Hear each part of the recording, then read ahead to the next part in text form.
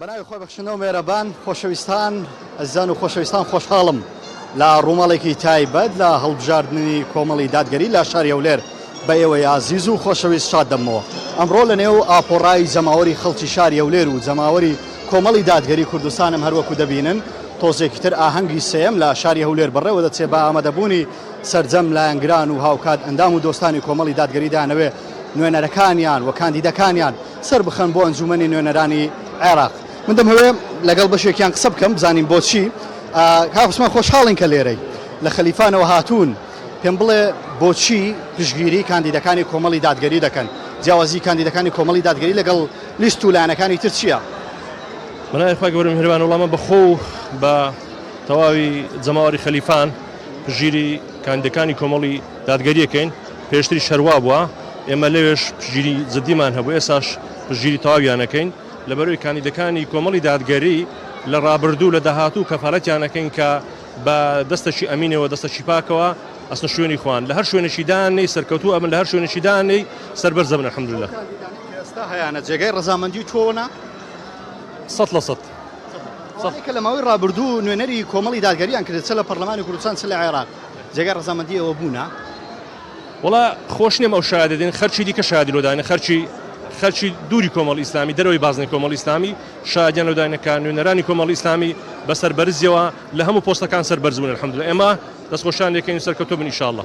بەڵێ دیارە لە شاری هەولێر لە هەردوو بازنەی سێ و بازنەی چوار ئێمە دوو کاندیدی کۆمەڵی دادگەریمان هەیە مامۆستا عەبدولستار یەکێک لە کاندیدەکانی کۆمەڵی دادگەریە لە شاری هەولێر لە بازنەی چواری هەولێر کە دەکات بەشی خۆرهەڵاتی قەزای هەولێر و لێرەوە ئەو بەڵێن بە هاوڵاتیان و بە تەواوی ئەندامان و لایەنگرانی کۆمەڵی دادگەری دەدا کە لە خزمەت خەڵکی هەرێمی کوردستاندا بێ کە عەبدولستار دیارە لە ماوەی ڕابردوو خزمەتی لە هەردوو کەرتی پەرلەمان و هاوکات لە کەرتی حکومی هەبووە کەمە جێگای خۆشحاڵی من دەمەوێت لایەنگرێکی تری کۆمەڵی دادگەری وەرگرم ئەگەر پێم بڵێ بۆچی هاتووی پشتگوری خۆت بۆ ئەم کاندیدانەی کۆمەڵی دادگەری دەربڕی؟ طبعا ئەمەوە هاتین سەرخەری لیستی دادگەری بین سەرخەری کاندیدانی کۆمەڵی دادگەری بین لەبەر ئەوەی ئەو کاندیدانە بەڕاستی شایانی ئەوەن بسن ئەو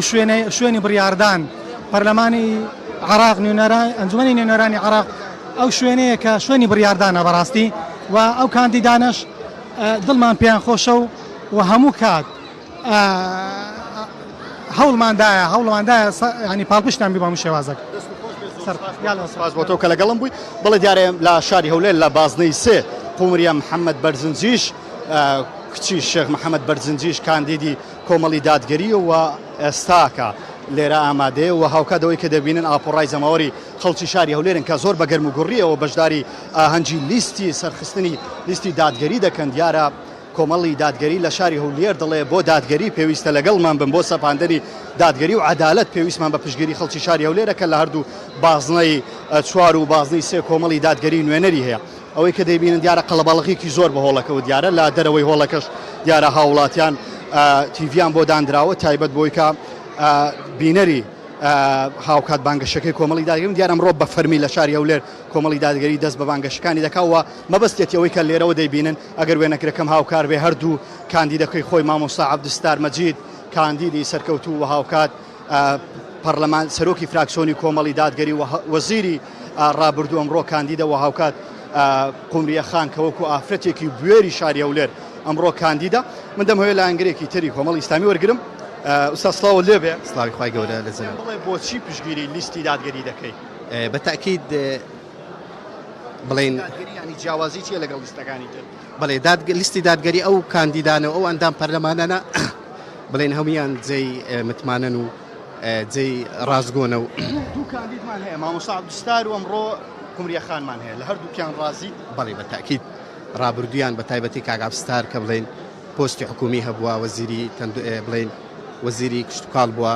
ڕابردوویەکی باشی هەبووە لە ئەداکەی زۆر ڕازینە و دەنج پێ دەین ئینشاءالله. پشتگیری دەکەین؟ بەتاکید 100%. دیارە نوێنەرەکانی کۆمەڵی دادگەری لە ماوەی ڕابردوو هەرچەندە ڕێژەیان کەم بووە بەڵام خزمەتیان یەکجار زۆر بووە بۆیە ئەوە وای کردووە کە ئەمجارە کۆمەڵی دادگەری بە کاندیدی زیاتر بچێتە ناو ئەنجومەنی نوێنەرانی عێراق و بانگەشەی زیاتر بکات چونکە لە کاتێکە تۆ ڕابردووت پاک بێ هەرێزت پاک بێ بێگومان دەتوانیت خەڵکی زیاتر متمانە پێ بدەن و دەنگی زیاتر بێنن. مامۆستا عەبدولسار کە کاندیدە لە شاری هەولێر لا بەشی خۆراوای شاری هەولێرەکە لە بازنەی چوارە. دیارە من ئێستا دەمەوێت ئەندامێکی سەرکردایەتیم لەگەڵ مامۆستا سڵاو لێبێ. سڵاو لە خۆت. کەستان لە شاری هەولێر دیاری کردووە. چی سیفاتێکیان تیا بوو کە کردتان بە نوێنەری خەڵک لە شاری هەولێر؟ وڵا هەردووچیان لە ئەندامە کارەکانی ناو کۆمەڵی ئیسلامین قمری خان وەکو ئافرەتێکی چالاک و بەرپرس لە مەکتەبی خوشکان و لە چالاکترین خوشکانی خۆمان و کچی پێشەوای کۆچ کردو و یەکێکە لەو کەسانی کە قوربانی داوە و توانایەکی باشی هەیە لە کاروباری بەڕێوەبردن لە کاروباری پەرلەمانتاری لە کاروباری سیاسی و خاوەن ئەزمونە و جەنابی کە عەبدولساریش کە پێشتر وەزیر بووە و لەم خولەی پێش و پەرلەمانتار بووە ئیتر خاوەن ئەزمونە تەسەوڕ دەکەم ئەم دوانە کەمتر پێویستیان بە ڕیکلام هەبێ لە ناو واقعی خۆمان لەبەرەوەی لەو کەسانن کە ناسراون و بە توانای زۆر باش دەناسرێنەوە. بەڵێ دیارە کۆمەڵی دادگەری ئەمجارە خەڵکانێکی زۆری لە دەڤەری سۆران هاتووە دیانای پێڵێن وێنێ پێم بڵێ لەکوێوە هاتووی و بۆچی پشگیری لیستی دادگەری دەکەیت؟ بەناوی خوا گەورە میهرەبان ئێمە دیارە بە وەکو مەڵبەندی سۆرانی کۆمەڵی دادگەری بە وەفدێک بەشداری ئەەکەین لەو مەراسیمە شکۆدارە کە بۆ ناساندنی پاڵێوراوەکانی کۆمەڵی دادگەری لەو سنوورەدا ساز کراوە. ئێمە دیارە لە سنووری سۆران کاندیدمان نییە، بەڵام وەکو مەڵبەندی سۆران ئێمە هەموو پشتیوانی خۆمان دووپاتەکەینەوە بۆ ئەو کاندیدانێک کە لە سنووری بازنەکانی سێ و چوار لێرە هەنا، هەم بە سەردا هەم بە تەلەفۆن هەم بە بەشداریکردن لە مەراسیم و لە پرۆسەی انتخابات و پرۆسەی کاتێک کاندیدتانیش نەبێ بەڵام هەر بێن پشگیری بکەن. چی وای کردووە؟ دەستپاکی ئەمانە، ڕازگۆیی ئەمانە چی وای کردووە؟ کۆمەڵی دادگەری لە ڕابردوو بەکردەوە سەلماندوویەتی کە جیاوازە لە هەموو پەرلەمانتارەکان و حیزبەکانی دیکە. پەرلەمانتار حیزبی وا هەیە 30 پەرلەمانتاری هەیە، بەس 2 پەرلەمانتاری دیاردین. بەڵام سواز بەخوای پەروەردگار کۆمەڵی دادگەری ئەگەر 4 پەرلەمانتاریان ئەگەر 2 هەن بەقەدەر 20 پەرلەمانتاری خەڵکی دیکەن لە بوێری لە ڕازگۆی لە پرۆژە لە هاتە ناو خەڵکی لە گەیاندنی خەمەکانی هاوڵاتیان بە لایەنی پەیوەندیدار. بەڵێ هەروەکو لەناو هۆڵەکەی دەیبینن طبعا نیو کاتژمێر ماوە بۆ دەستپێکردنی بانگەشەی هەڵبژاردن بە فەرمی لە شاری هەولێر، بەڵام هەروەکو دەیبینن هۆڵەکە جمەی دێ لە هاوڵاتیان و لە لایەنگرانی کۆمەڵی دادگەری کە هەروەکو خۆیان دەڵێن بە شانازی و پشگیری لیستێک دەکەین کە لە ڕابردوو پەرێزی پاک و بێ کاندیدانێک کە خزمەتیان بە خەڵکی هەرێمی کوردستان کردبێت. دیارەوەی کە جێگای دڵخۆشیە دەبینین بەشێکی زۆری خۆشکان لە نێو هۆڵەکەی کۆمەڵی دادگەری ئەمڕۆ بەشدارن بە بەرزکردنەوەی ئاڵای لا ئیلاهە ئیلا الله محەممەد ڕەسوڵ الله دەبینی لە نێو هۆڵەکەی کۆمەڵی ئیسلامی دەگەشتێتەوە کارە مەژوای کردووە کە خەڵکی شاری هەولێر کە زۆر دڵخۆش بێ بەوەی کە دەنگ بە کەسانێک بدا کە ئاڵای لا ئیلاهە ئیلا الله محەممەد ڕەسوڵ الله بەرز کردبێ و بێگومان کەسێک ئاڵای لا ئیلاهە ئیلا الله بەرز کردبێتەوە ئەمە دەتوانێت خزمەت بە داهاتووی خەڵک بکەوە، خزمەت بە دین و ژینی خەڵک بکە. مام حاجیەک لێرەیە، مامە جان سڵاو لێبێ. سلام و ڕەحمەت ئەحواڵەکەت و باشی بابەت چاچ. دوو کاندید هەن ئەوڕۆ لە هەولێرە کە عەبدولستار و قومریە خان تا چەند لێیان ڕاست؟ شانازیان پێوە دەکەم ئەوە ڕابردوویان دارە ئەوانە ئەمە ئیسلامین، یعنی نەبووە لە کونەک 2000 مار پێێتەوە بدا. ئەمە دەبی ئەوەی بزانین کە نابی لە کونەک 2000 مار پێمانەوە بدا، دەبی ئەمە دەنگ بەو کەسانە بدەین خصوصا بە لا ئیلاهە ئیلا الله. ئێستاوان دەداوە دەنگمان لێکن، ئەمە دەنگ بدەین بە بنزین، بدەین بە ئاو، بدەین بە کارەبا، بدەین بە خستەخانەکان، بدەین بە مەکتەبە تایبەتیەکان، بدەین بە چێ؟ نا، ئەمە دەبی دەنگ بدەین بەو کەسانەی کەوا ڕابردویان هەیە، ئەو کەسانەی وا خزمەت بە دین و ژین دەکەن، دەبی ئەمە دەنگ بۆوانە بدەین. دام بە کەسانێکی دیندار گرینگە داربی ئەدیکو ئێمە کوردین، بەس کورداتەکەمان دەبی بە ئەگە دینت نەبی ناکرێ بە دین کابراەک ئەگە لە خوای بترسێ لێی مەترسێ، بەڵام ئەو کەسەی لە خوای ناترسێ لێی بترسێ. ئەو هەموو درۆ بریقەدارانەی چەند ساڵی ڕابردوولۆمان دەکەن بە چڕوەکەوە ئێستا دێندەرن لە دەنگمان پێ بدان. زۆر شانازیان پێوە دەکەم ئینشاءالله سەرکەوتوو دەمن بە حەول و قووەتی خوای. بەڵێ دیارە لایەنگرانی کۆمەڵی دادگەری دەڵێن پشگیریکردنی کەسانێک کە لەخوا بترسن بەو پەڕی جێگای شانازیە، چونکە کەسێک لەخوا گەورە بترسێ بێگومان لە خزمەتی هاوڵاتیان و گەلدا دەبێت. دیارە ئەمڕۆ لە شاری هەولێر ئاپۆڕای جەماوەری کۆمەڵی دادگەری لێرە کۆبوونەتەوە بۆ پشگیریکردنی لیستی دادگەری دیارەوەی کە جێگای دڵخۆشیە دەبینین بەڕیش و پیاوی بەتەمەن پشگیری لیستی کۆمەڵی دادگەری دەکەن دیارە ئیتر تێربوون لەو هەموو زوڵم و ستەمەی کە لە ماوەی ڕابردوو لەژێر ناوی خزمەت و هەلی کار و ئارامی لە میلەتەکەمان کراوە ئیتر دەڵێن بەسە دەبێت کەسانێک بکەینە نوێنەری خۆمان کە کەسانی حەق بەش و ڕاستگۆ بن دیارەوەی کە دەیبینن بە شانازیەوە ئەندام و نوێنەرانی کۆمەڵی دادگەری ئاڵای لا ئیلاهە ئیلەڵڵا بەرز دەکەن و من دەمەوێت لەگەڵ مامەیە قسە بکەم سەلام عەلەیکوم چۆنی و باش بەتوکوی بۆچی پشگیری دادگەری دەکەی بۆچی پشگیری کۆمەڵ دەکەی بەڵای خوای لە بەیزنە لە بەخاتی خوای کەسانێک بۆ خوا سوڵحاون ئەرێ وەڵڵا کەسانی مسلمانن مسلمانن پیاوی باشن یعنی پیاوێک مسلمان بێت شایانی پشگیری کردنە شانی وێ هەموو شتێکی لێ بکەی ئەرێ وەڵڵا یارەوەی کە خەڵکی شاری هەولێر زۆر دووپاتی لێ دەکەنەوە مسلمان بوونی خەڵکی شاری هەولێرە و هاوکات مسلمان بوونی کاندیدەکانەکە ئەوان دەڵێن کەسانێک لەخوا بترسن بێگومان هیچ جێگایەوە نین کە تۆ دوودڵبی لە دەنگ پێدانیان هیچ جێگای دڵتوندینین لەوەی کە ئەوانە خوا نەخواستە لە دەنگەکانتان خیانەت بکەن من دەمەوێت مامۆستا ئەحمەد وەرگرم لێرە مامۆستا ساو لێ ئەگەر هەستیتەوە مامۆستا بۆچی پێویستە پشگیری لیستی دادگەری بکەین بەناوی خی بەخشندەی میهرەبان دیارە ئێمە ئەوڕۆ بە شانازیەوە و بە دڵخۆشیەوە بەشدارین لە سەرخستنی لیستی کۆمەڵی دادگەری لە هەولێر و بە تایبەتی ئەو دوو بەڕێزەی کەوا کاندیدن لە سنووری پارێزگای هەولێر بەڕێز مامۆستا عەبدولستار مەجید و هەروەها بەڕێز قومریە خان بۆیە داواکارم لە خوای پەروەردیگار پایداریان بکاتن سەرڕای ئەوەی ئەو بەڕێزانەکەوە سوڵحاون لە بۆ خوای پەروەردیگار ئێمە کاری ڕابردوومان بینیوە کەوە بەڕاستی هەوڵ دەدەن و کار دەکەن بۆ نەتەوە و خاک و نیشتیمان و وڵات و دەیانەوێتن ئەو دادگەریە بسەلمێنن و بچەسپێنن لە نێو کۆمەلگای کوردەواری کەوا چەندین ساڵە زیاتر لە 30 ساڵە گەندەڵ و گەندەڵستان وەکو بڵێ پەرەی سندووە لە نێو کۆمەلگای کوردەواری بۆیە داواکارم لە هەموو دەنگدەرێک کەوا بە دڵسۆزیەوە و بە پەڕی ئەمانەتەوە دەنگ بداتن بە لیستی کۆمەڵی دادگەری بە تایبەتی لە سنووری پارێزگای هەولێر ئەو دوو بەڕێزەی کە ئاماژەمان پێکرد سەلامەت بەڵاوەی جێگای دڵخۆشیە دەبینی لە نێو ئاپۆڕای زەماوەری خەڵکی شاری هەولێر گەنجان دەبینی پیران دەبینی مامۆستایانی ئاینی دەبینی دکتۆران دەبینی کە ئەمە زۆر جێگای دڵخۆشی من دەمەوێت کەسێکی تریش وەرگرم کاگڕێبوارم لەگەڵە کاگڕێبوار پێم بڵێ جیاوازی نێوان کاندیدەکانی کۆمەڵ لەگەڵ کاندیدی حزب و لایەنەکانی تر چییە؟ بە تاکید جیاوازیان دڵسۆزیە جیاوازیان ماندوونەناسیە جیاوازیان ئەمینی و دەستپاچیە جیاوازیان خستنە سەری شەو ڕۆژە لە پێناوی مافی هەژاران و جوتیاران و هەموو چین و توێژەکان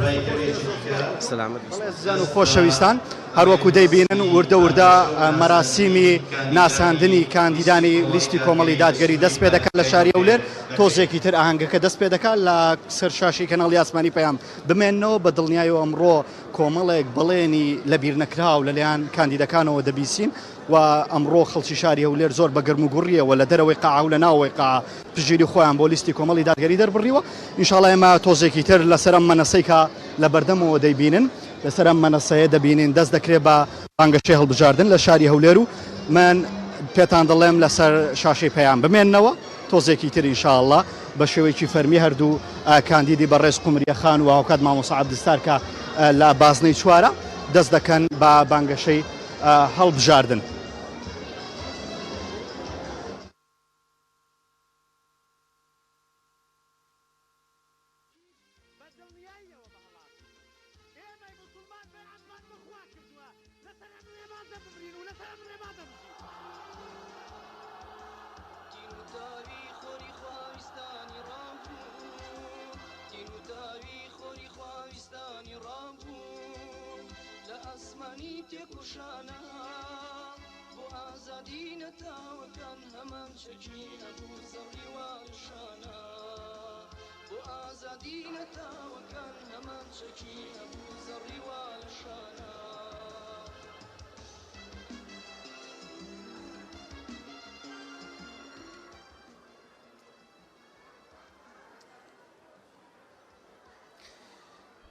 بسم الله الرحمن الرحيم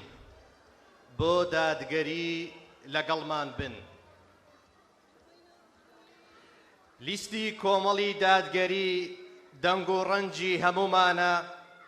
پەیامی پاک و پەروەردە بەژنی بەرزی مێژومانە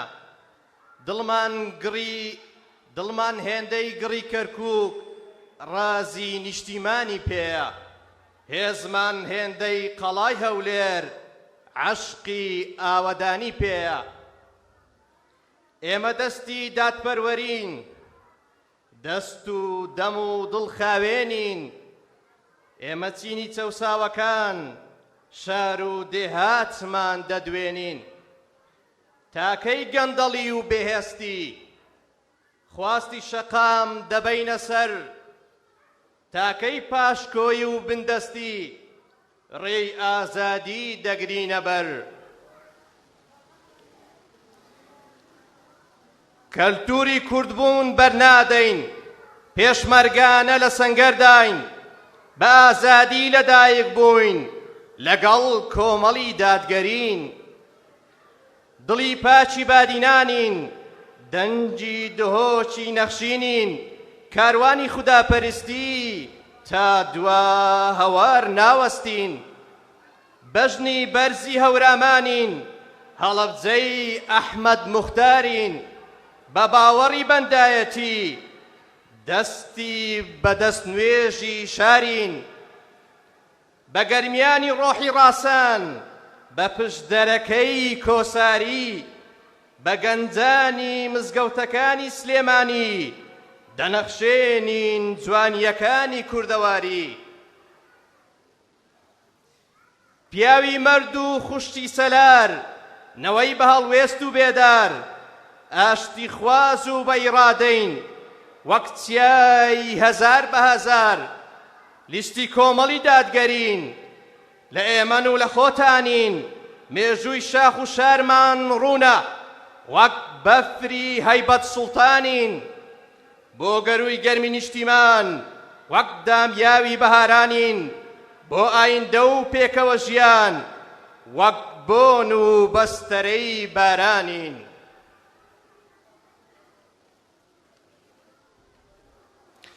بە دروشمی بۆ دادگەری لەگەڵمان بن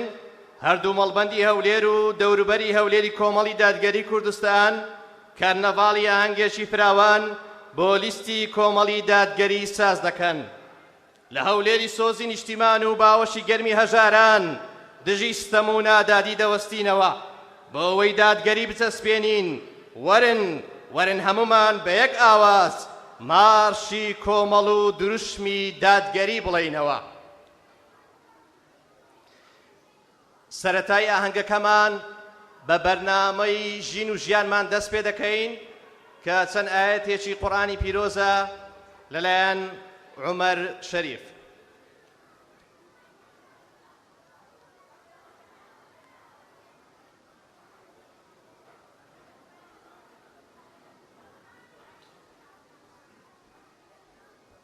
السلام عليكم ورحمة الله وبركاته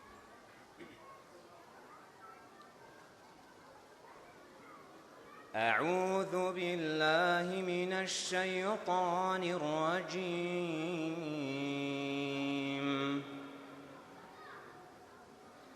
إن الذين قالوا ربنا الله ثم استقاموا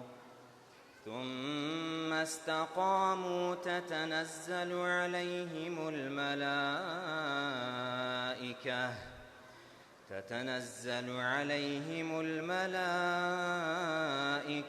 ألا تخافوا ولا تحزنوا وأبشروا بالجنة التي كنتم توعدون نحن أولياؤكم في الحياة الدنيا وفي الآخرة ولكم فيها ما تشتهي أنفسكم ولكم فيها ما تدعون نزلا من غفور رحيم ومن أحسن قولا ممن دعا إلى الله ومن أحسن قولا ممن دعا إلى الله وعمل صالحا وقال إنني من المسلمين ولا تستوي الحسنة ولا السيئة ادفع بالتي هي أحسن فإذا الذي بينك وبينه عداوة كأنه ولي حميم وما يلقاها إلا الذين صبروا وما يلقاها إلا ذو حظ عظيم. السلام عليكم ورحمة الله وبركاته.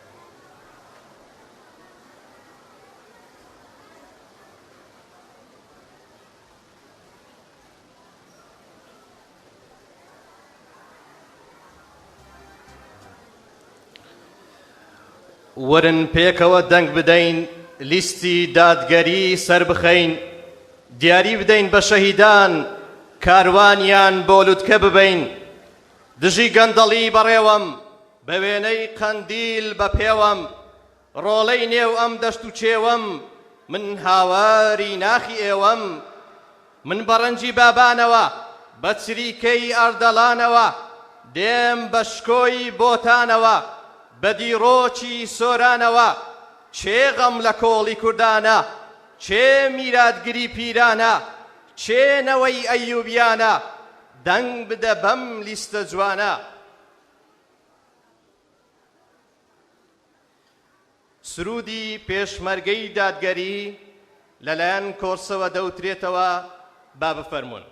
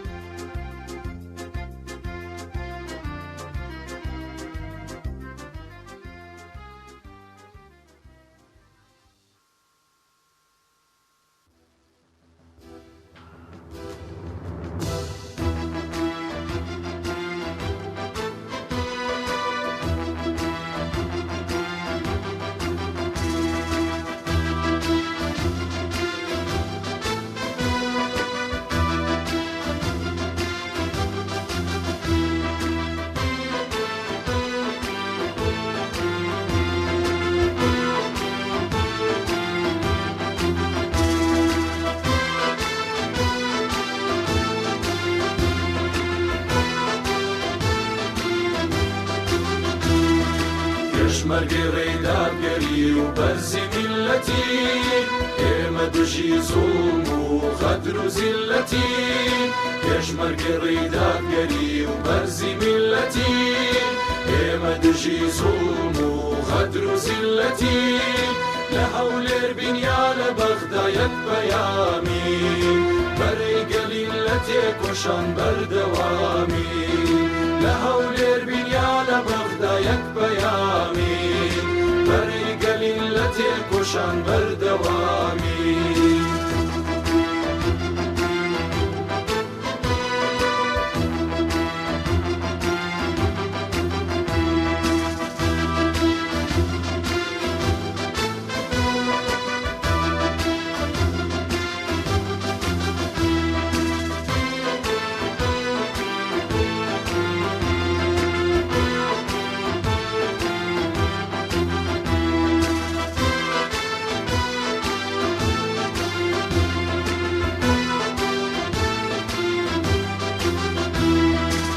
مەشخەڵی باوەڕ و ورە و هیواوە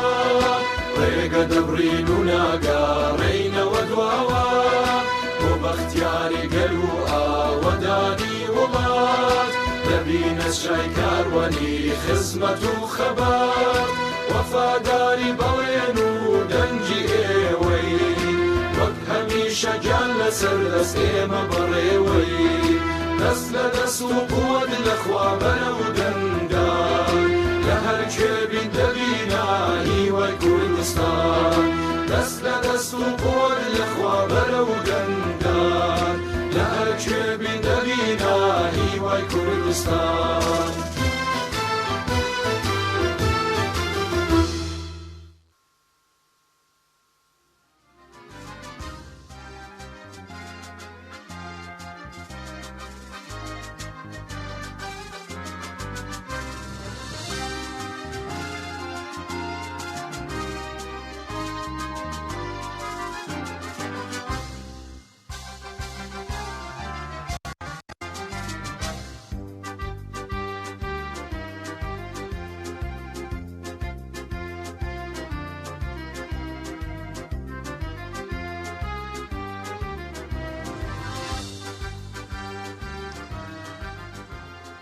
چاوەڕوانی زیاترم بە گوڕوتینی زیاتر ئاڵاکانتان بەرزکەنەوە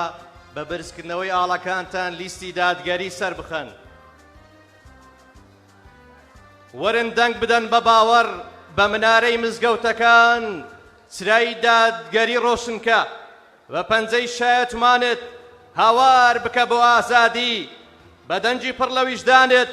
هەڵبژێرە تشتی هەتاو دەنگ بدەن بە خۆرەتاو لە پێناو خاچی تینوودا دەنگ بدە بەکانی و شەتاو دەنگ بدە بە دادپەروەری بە عەدالەتی عومەری بڵێ بەڵێ بۆ چاکسازی بەڵێ بۆ کۆمەڵی دادگەری بەڵێ بۆ کۆمەڵی دادگەری بەڵێ بۆ کۆمەڵی دادگەری لە دووم بڵێنەوە ڕام لێ نییە مامۆستا عەلی بافیر دەڵێ ناکرێ مەنجەڵ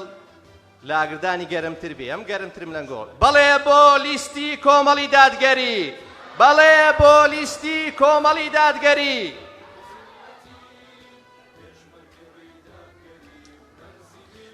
وتەی بەخێراتن لەلایەن مامۆستا مەڕوان گەڵاڵی ئەندامی سەرکردایەتی کۆمەڵی دادگەری پێشکەش دەکرێت با بەڕێزیان بفەرمونون لە تێکۆشان بەردەوامی لە هەولێر بینیا لە بەغدا یەک بەیامی بەرەی گەلین لە تێکۆشان بەردەوامی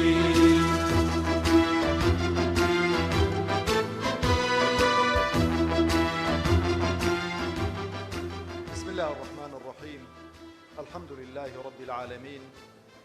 والصلاة والسلام على أشرف الأنبياء وخاتم المرسلين محمد وعلى آله وصحبه وسلم بناوي هردو ملبندي هوليري كومل وملبندي سوراني كومل پر بدل بخيراتني همولايك تاندكين وخواي پروردگار أو حضور آماد بونتان ببخات ترازوي تاككانتان و پر بدل بتايبتي بخيراتني مامۆستای گەورە و خۆشەویستمان مامۆستا مەلا جەمال هەرتەلی و سەرجەم مامۆستایان و برایانی ئەنجومەنی باڵا و ئەنجومەنی سەرکردایەتی و سەرجەم ئۆرگانەکان و خوشکان و برایان گەنجان خوای گەورە مۆفەقتان کە سەرکەوتو بن بۆ سەرکەوتنی لیستی کۆمەڵ خۆشەویستانم ئەو هەڵبژاردنە ئەتوانم بڵێم جیاوازە لەگەڵ هەڵبژاردنەکانی دیکە و ماندووبوونی زیاتری دەوێتن شەونخوونی زیاتری دەوێتن و خوازیارم بە تایبەتی ئەو خوشک و برایانەی کە کۆمەڵ هەڵی بژاردوون و هێناوی نیتێمەیدان بۆی کە چێبڕچیان پێ بکات لەگەڵ لستەکانی دیکە ئەتوانم بڵێم چاکترینەکان و باشترینەکانی ناو کۆمەڵن کۆمەڵ خەڵکی باش و دانستەی زۆرە بەڵام ئەو برایانەمان ئەو خوشکانەمان ئەتوانم بڵێم تاقی کراونەوە و تاقی کراون و لە تاقیکرانەوەکانیش دەرچوون وە خوازیاریشم خەڵک کە 4 ساڵە ئەو هەموو زوڵم و ستەمەی بینیوە لە دەسەڵاتدارانی هەرێم و ئەو بێوەعد و بایەی کە داویانە جێبەجێیان نەکردوون و ئەو هەموو گەندەڵیەی کە هەیە لە هەرێمی کوردستان زۆر کاتی خۆیەتی ڕۆژی خۆیەتی کە ئینتیقام و تۆڵەیان لێ بسەندرێتەوە بەلای کەمی هەڵوێستێکی مەردانە کە متمانیان پێ نەدرێت جارێکی دیکە بۆی کاتێک کە ڕەخنەیان لێ دەگیرێتن نەڵێن ئێمە نوێنەری خەڵکین نەڵێن خەڵک دەنجی بێ ئێمە داوە بەڕاستی ئەو ڕۆژەی کە دەیدا ڕۆژێکی یەکلاکەرەوە دەبێتن بۆ زەمیر و بۆ قەناعەتی هەموو لایەکمان. خوازیاریشم خەڵکی هەرێمی کوردستان بە مەرپرسیارەتی و مەسئولیەتەوە بچێتە سەر سندوقەکانی دەنگدان و دەنگ بەو خەڵکە دەستپاک و داوێن پاکە بدەن کە کۆمەڵ بۆی هەڵبژاردوون و کۆمەڵ بۆی داناون. خوازیاریشم ئەو ماندووبوون و مەشەقەتەی کە کێشاوتانە لە شوێنە دوورەکان هاتوون خوای گەورە بیخاتە تەرازووی حەسەناتتان و دووبارە و سێبارە زۆر زۆر بە خێراتنی میوانە بەڕێزەکانیش دەکەم. خوای گەورە هەموو لایەک موفەقکە و سەرکەوتووکە. وەسەلام عەلەیکم وەڕەحمەت الله وبەڕەکاتوه.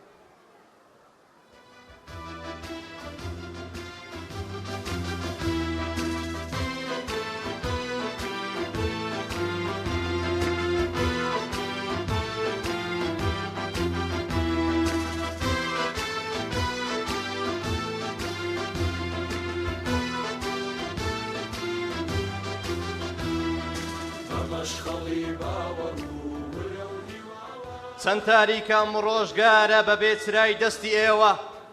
چەند تینوەم هەوارە بەبێ پەڵەوەشتی ئێوە، چەند بێنازندێ هاتەکان بەبێ دڵی پڕ لە ئیمان وەرن دەنگ بدەن بە باوەڕ بڵێ بەڵێ بۆ چاکسازی، بەڵێ بۆ کۆمەڵی دادگەری، بڵێ بەڵێ بۆ چاکسازی، بەڵێ بۆ کۆمەڵی دادگەری. مامۆستا شوان ڕابەر ئەندامی ئەنجومەنی باڵای کۆمەڵی دادگەری وتەی ئەنجومەنی باڵا پێشکەش دەکات با بفەرمێت.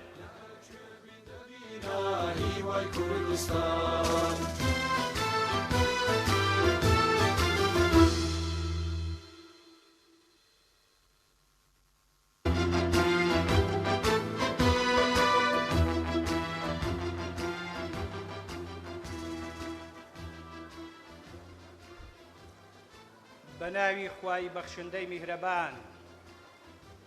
ئامادەبوانی ئازیز و بەڕێز لە خوشک و لە برایان، مامۆستانی سەربەرز، سەلام و ڕەحمەتی خوای گەورەتان لەسەر بێ. بەخێرهاتنێکی گەرم و گورتان دەکەین، بەخێر بێن سەرچاومان. خوای گەورە پاداشتی هاتنتان بداتەوە، هەوڵ و هیممەتتان بەرز دەنرخێنین. سڵاو و ڕێزی جەنابی مامۆستا عەلی باپیر سەرۆکی کۆمەڵی دادگەری و ئەنجومەنی باڵای کۆمەڵی دادگەریتان پێڕادەگەێنین. جەماوەری سەربەرز و شکۆمەندی شاری هەولێر، شاری هۆلاکۆ بەزێن، هەولێری بەعشچێن،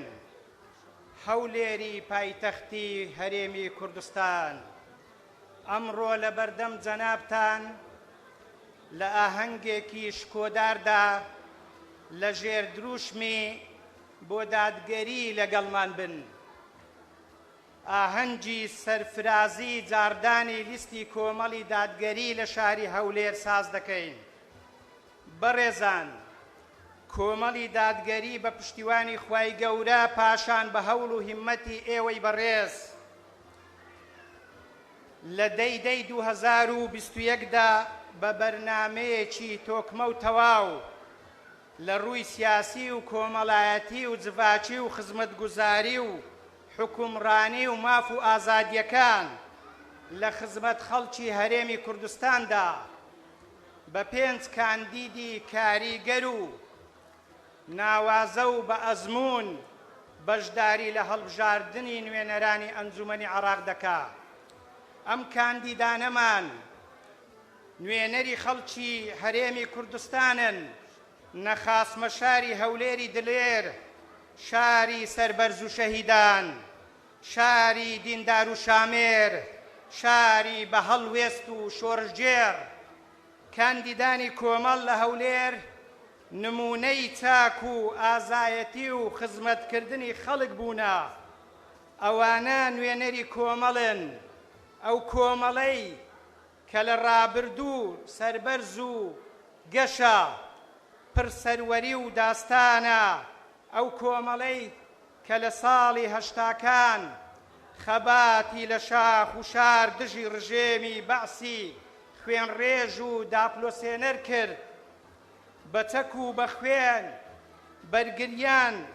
لە ئاین و لە ئەخلاق و لە خاک و لە سەروەت و سامان و ناموسی خەڵک و نیشتیمان کرد. لە ناسنامەی گەلی کوردستان دەکرد قوربانی زۆریان لەو پێناوەدا. بەڕێزان، مێژووی کۆمەڵی دادگەری پڕە لە سەروەری و داستان،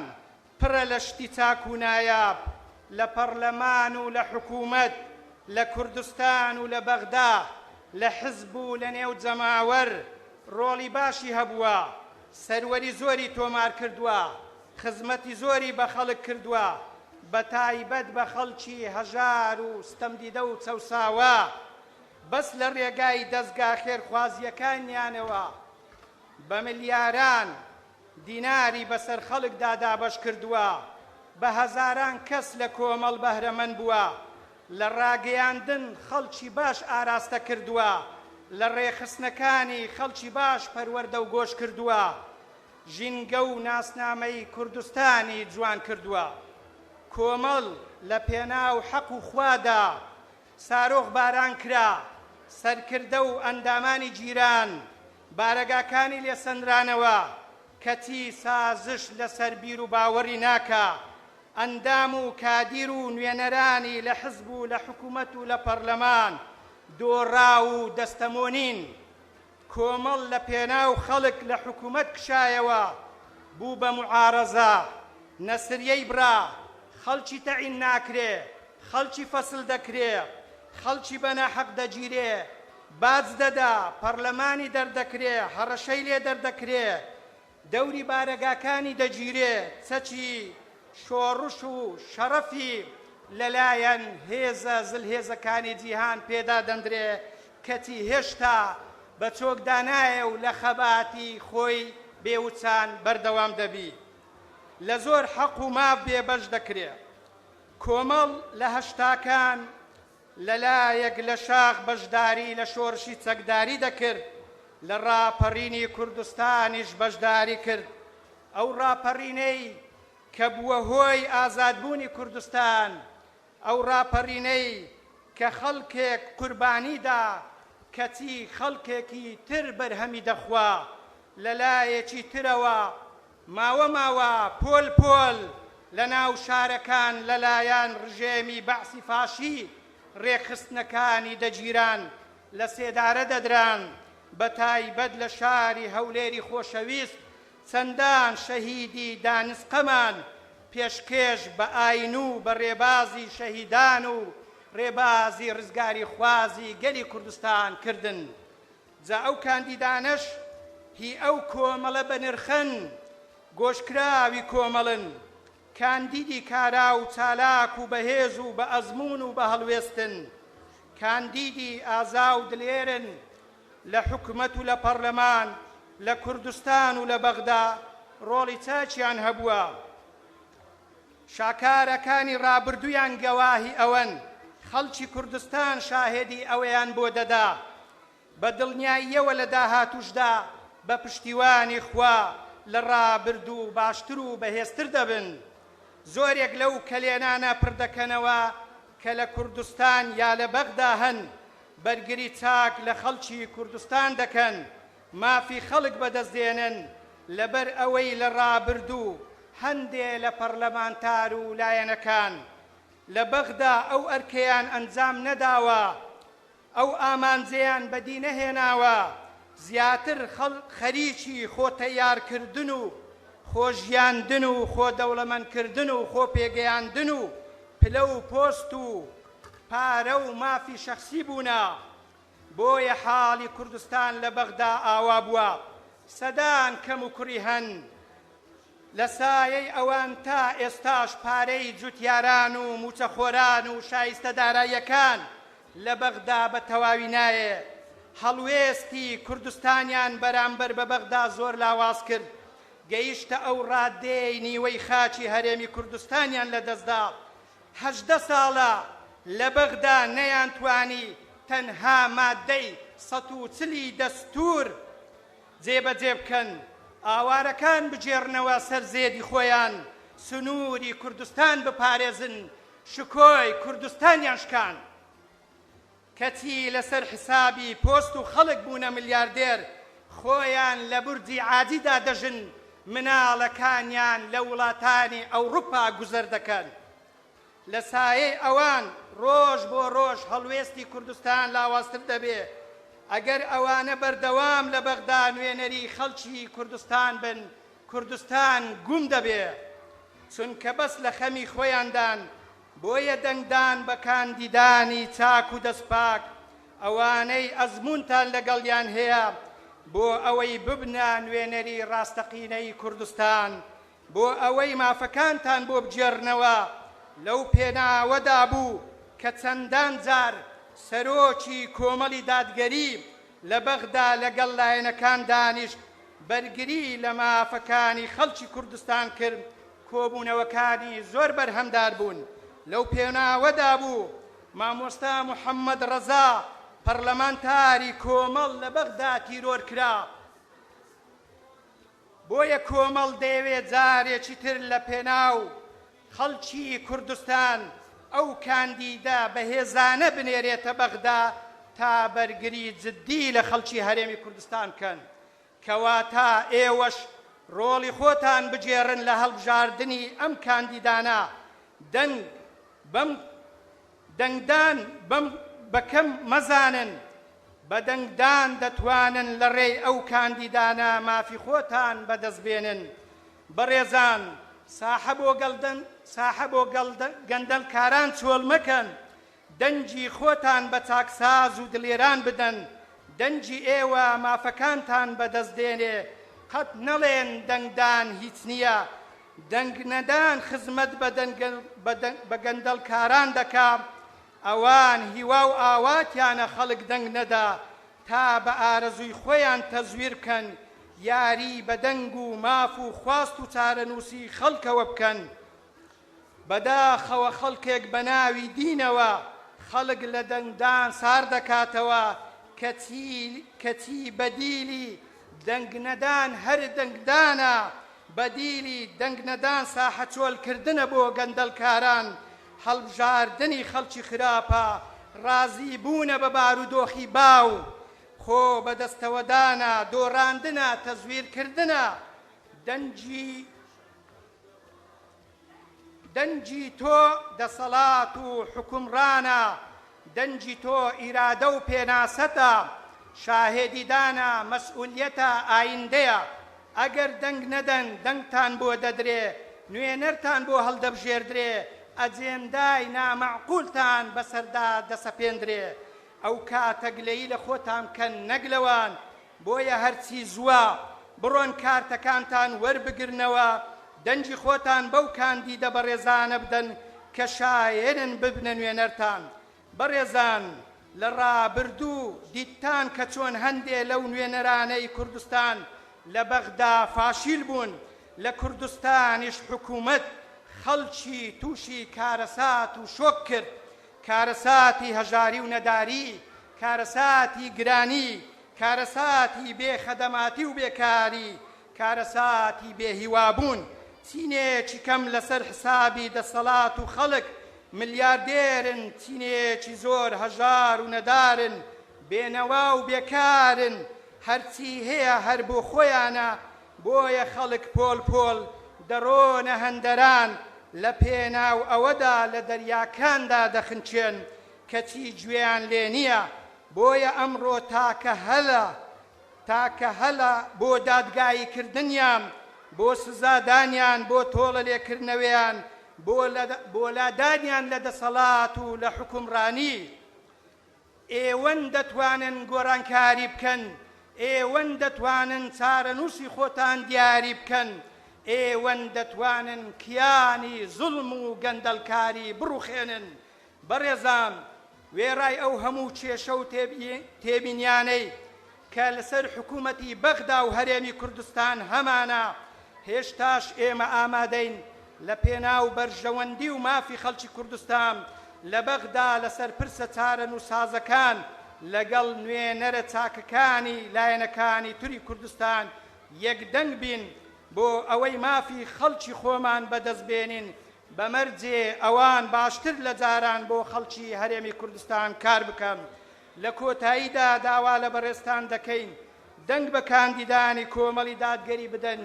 سوپاستان دەکەین دوعای خێرتان بۆ دەکەین وەسەلام عەلەیکم وەرەحمەت اللهی وەبەرەکاتوه زۆر سوپاس بۆ هاتن و ئامادەبوونتان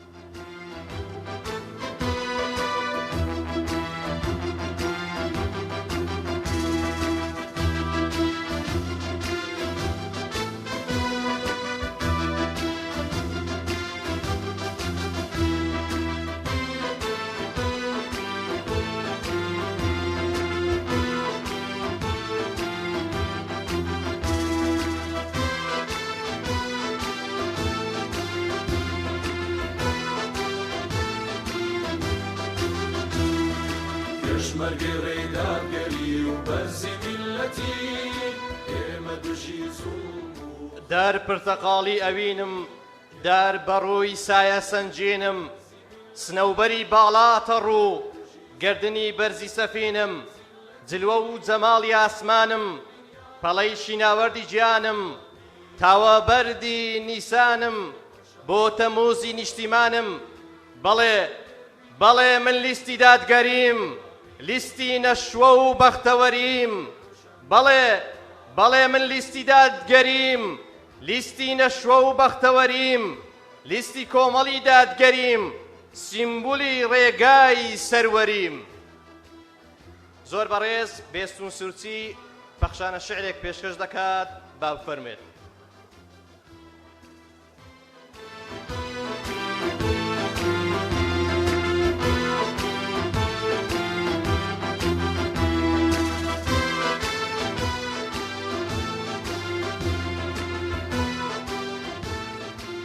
السلام علیکم بۆ دادگەری لەگەڵمان بن منم بای شەماڵی ئەو دیوی سنوورە دەستکردەکان منم ڕێبواری خاچێکی داگیر کراو خاچێکی بۆ 5 پارچەدا بەچ کراو منم ڕێبواری خاچی گوڵاڵە سوورەکان ئەها گوێتان لێیە ئەیوبی باپیرەمان لە شامەوە تکا دەکا قاسیدێکی لای سوڵتان مزەفەرە و پڕ بە گوێی هاوار دەکا کوردی موسڵمان هەرگیز سەری بەرزی بۆ ستەم نزم ناکا دوێنێ بوو وەکو ئەمڕۆ خەونیان دەبینی خەونی ئەزغاث و ئەحلام کە ئەم نیشتیمانە بێ قیبلە و بێ میحراب بکەن ئەم هەولێرە بێ سەدای مزگەوت و بێ نوێژی چێشتەنگاو بکەن وەرن ببینن چۆن ئەم هەموو دەستە پرتەقاڵیە لە پەنای سندوقێکدا لە بەرگرین سەیریکەن ئەها هێرش دەبن تخوا یاران سبەی کە خۆر هەڵدێت هەم گوڵاڵە سوورانە مەقرتێنن ئەمانە خوێنی ئاری و نەوزاد و جیهادن بۆ سڵاوێک سەردەردێنن ئەم پاساریانە مەڕەنجێنن ئەمانە دەنجی قورئانی نێو دڵە پاکەکانن دەنگە خۆشەکەی دۆشکەن لە کۆڕێوە وەک بولبول دەخوێنن تخوا یاران ئەم خزمەتکارانە مەتۆرێنن ئەمانە لە شاخە سپیەکانەوە هاتوون ئەمانی سەدەیە بەنان و ئاوی خۆ بەدەستێکی قورئان و بەدەستێکی نانی جۆ ڕیش و پرچی جێر لە چیان واسپی کرد لە خزمەتی تۆ تەنها بۆ تۆ وەسەلام عەلەیکم بەرزی میلەتی ئێمە دژی زوڵم و غەدر و زیلەتی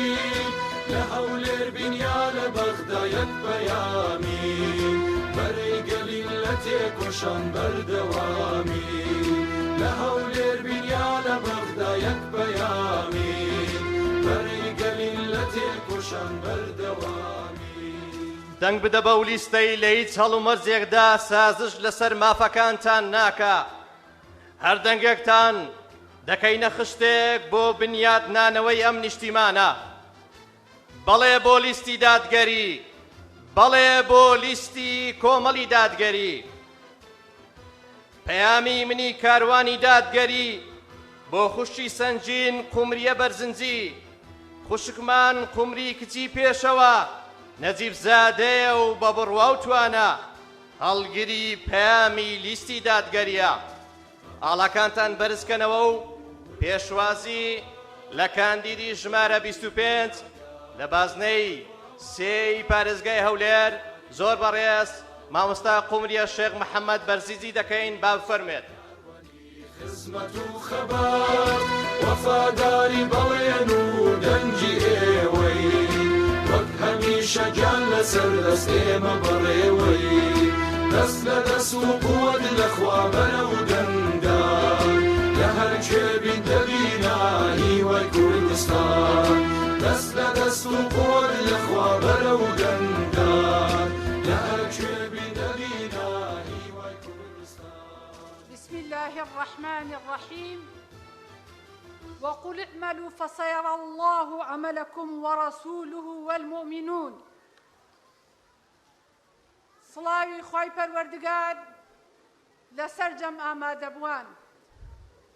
بە خێراتنی هەموو میوانە ئازیزەکان میوانە خۆشەویستەکانی شاری هەولێر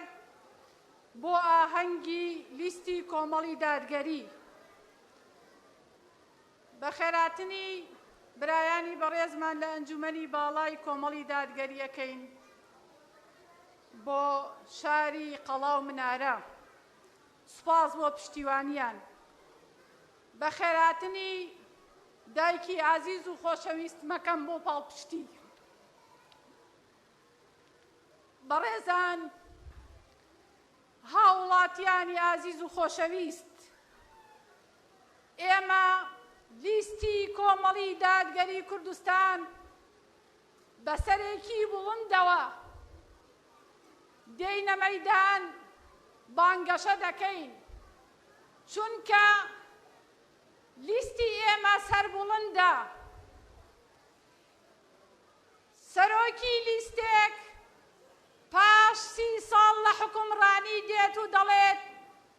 مژدەی هەلی کار دەدات بە هاوڵاتیانی هەرێمی کوردستان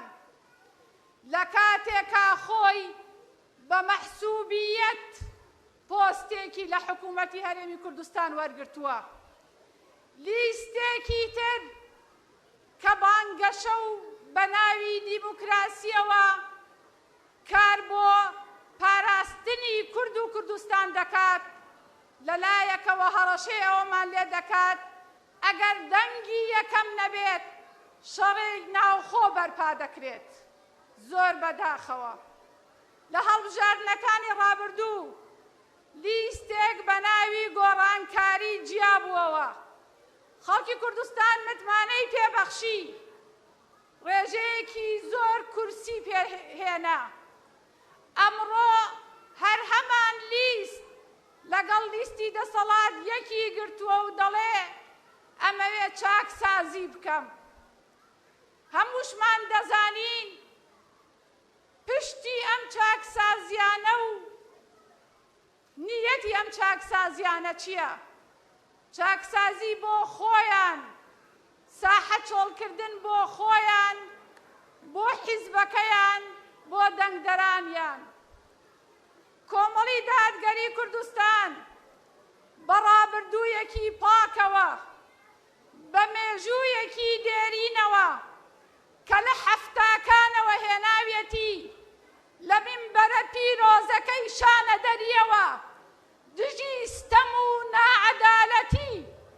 دژی نەهامەتی گەلی کورد هاتە مەیدان تا ئەمڕۆ بێوچان بە سەدان شەهید بە پۆلێ سەرکردەی دڵسۆز بەردەمامە و لە مەیدانە هەروەکو دەڵێن لە تەمەنی زۆر لاوی و گەنجیەوە دەستیان پێکرد ئەمڕۆ یا بەجێیان هێشتوین یا ڕیشیان لەو کاروانەدا سپی کردووە بەڵام کۆڵنە دەرن و بەردەوامن بۆچی بۆ بەدەستهێنانی مافەکانی گەلی کورد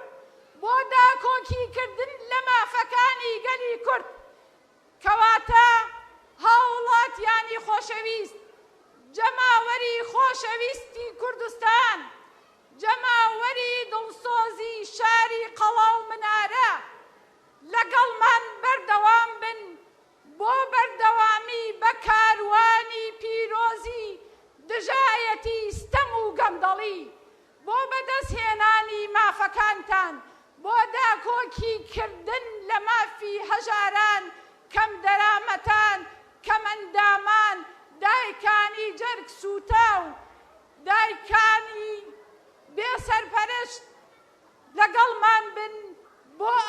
بتوانین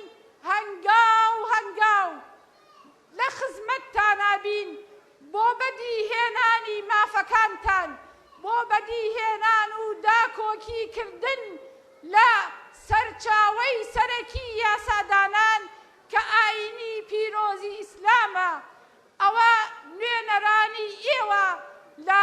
ئەنجومەنی نوێنەرانی عێراق و لە پەرلەمانی کوردستان تا ئێستا توانیویانە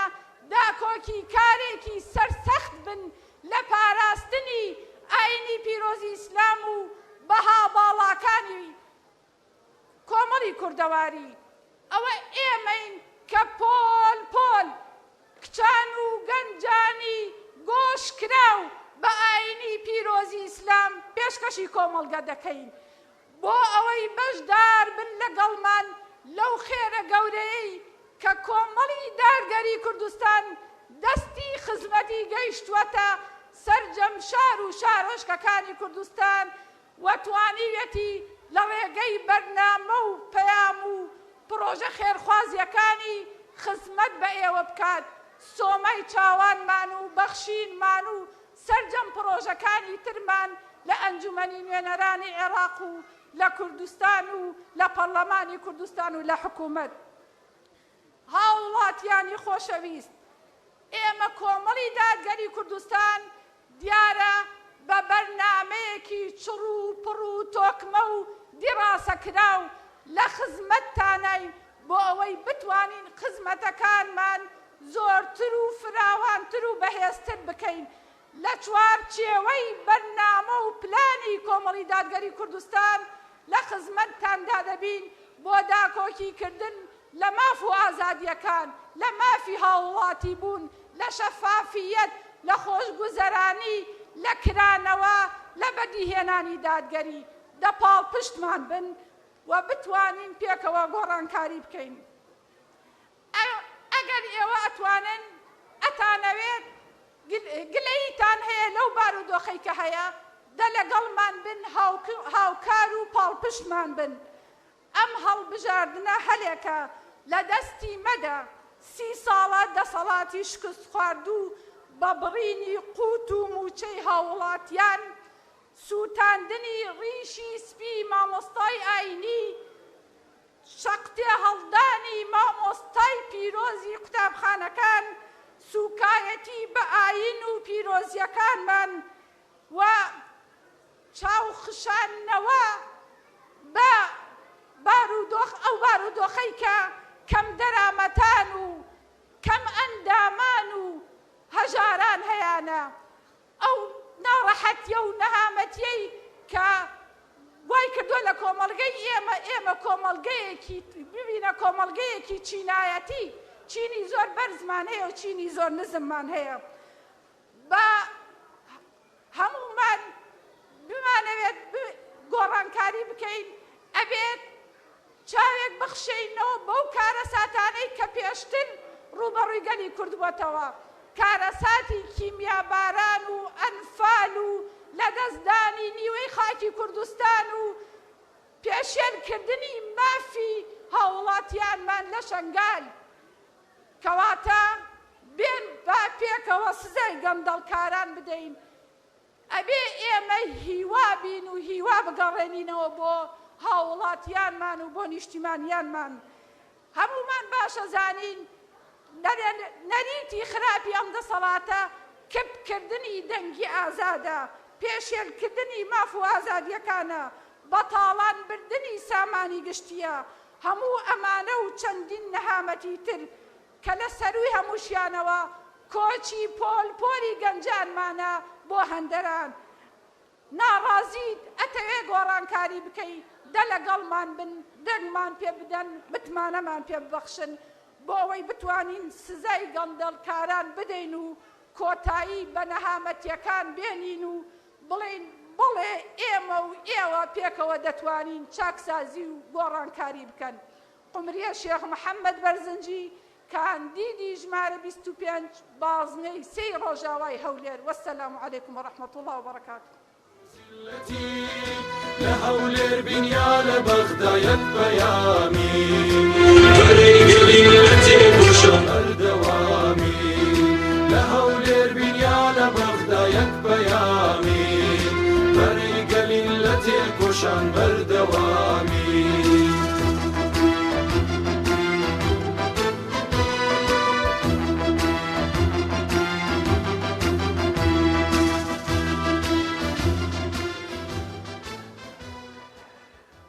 لیستی کۆمەڵ لە یەک کاتدا لیستی سیاسیەکی ڕاستگۆ پێشمەرگەیەکی خەبات جێڕ و کاربەدەستێکی خزمەتکارە هەر دەنگێکتان بۆ لیستی کۆمەڵ چرایەکە بۆ ڕووناکردنەوەی ئەم نیشتیمانە دادگەری بنەمای کارمانە و خۆشگوزەرانی ئێوە ئامانجمانە سرودی بەرەو دەنگدان لە وتنی عیماد ڕەزا پێشکەشتان دەکرێت با بەڕێزیان بفەرمێت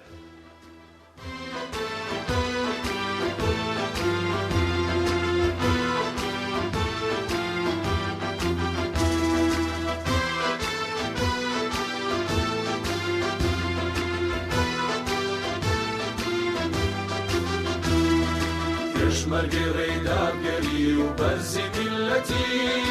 ئێمە دژی زوڵم و خەدر و زیلەتی پێشمەرگەی ڕێدادگەری و بەرزی میلەتی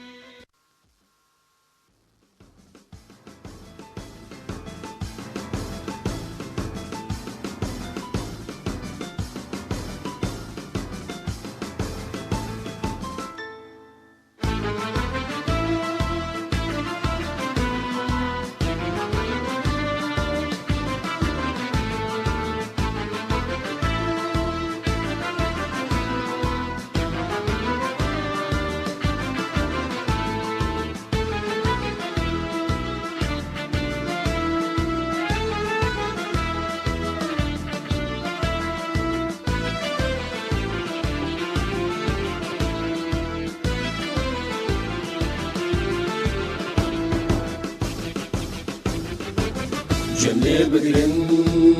وەمەڕێوەم من ڕوخسار و سەدایەوەم جملێ بگرن وەمەڕێوەم من ڕوخسار و سەدایەوەم دەنجی من دەنجی هەمووانە بۆ داهاتووی کوردستانە دەنجی من دەنجی هەمووانە بۆ داهاتووی کوردستانە بۆ داهاتووی کوردستانە بۆ داهاتووی کوردستانە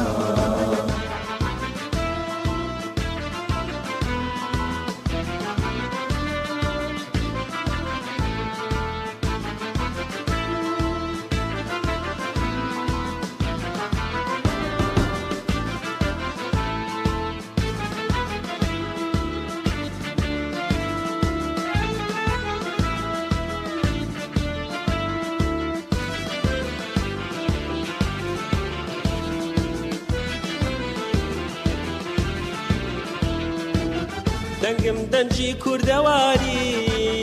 سیمام خواناسی و دینداری دەنگم دەنجی کوردەواری سیمام خواناسی و دینداری دەستم پاکە و ڕەوشت بەرز لە تێکۆشانە سەر بەرز دەستم پاکە و ڕەوشت بەرز لە تێکۆشانە سەر بەرز نەخشەم ئاوەدانی وڵات کۆڵنەدانا لە ڕێی خەبات نەخشەم ئاوەدانی وڵات کۆڵنەدانا لە ڕێی خەبات جملێ بگرن وەمەڕێوەم من ڕوخسار و سەدایەوەم جملێ بگرن وەمەڕێوەم من ڕوخسار و سەدایەوەم دەنجی من دەنجی هەمووانە بۆ داهاتووی کوردستانە دەنجی من دەنجی هەمووانە بۆ داهاتووی کوردستانە بۆ داهاتووی کوردستانە بۆ داهاتووی کوردستانە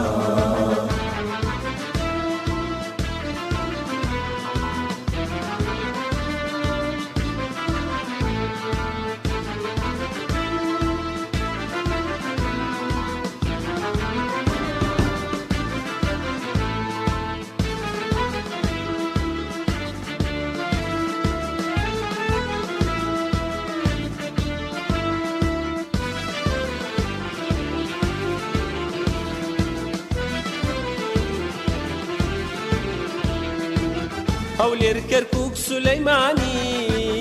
دهۆک مووسڵ بادینانی هەولێر کەرکووک سولەیمانی دهۆک مووسڵ بادینانی هەموو یەک ڕاپرسیارەکەن داوای لیستی کۆمەڵ دەکەن هەموو یەک ڕاپرسیار دەکەن داوای لیستی کۆمەڵ دەکەن بۆ وەرگرتنەوەی مافی کورد جەهی وایە بۆ هەر هەموو سازش نەکا لە مافی تۆ زووکا بەرەو دەنگدان بڕۆ زووکا بەرەو دەنگدان بڕۆ